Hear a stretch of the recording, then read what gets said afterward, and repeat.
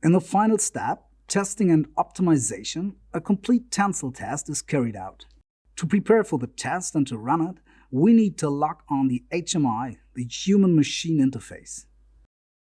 The store is filled manually. The number of available tensile specimens is entered in the HMI. The options are aluminium, copper, brass, and steel.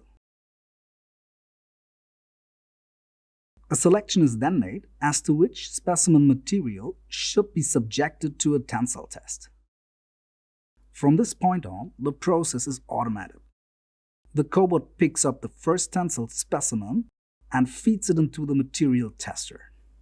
The current steps and the associated commands can be viewed at any time in the process flow. The integrated centering pins are used to hold the tensile specimen in position. The tensile test can begin. The measured value is saved with a stress-strain diagram and can be downloaded and analyzed at a later time.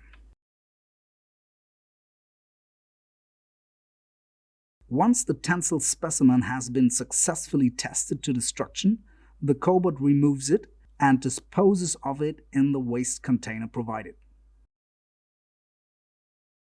At the end of the tensile test, the cobot and material tester return to their starting positions.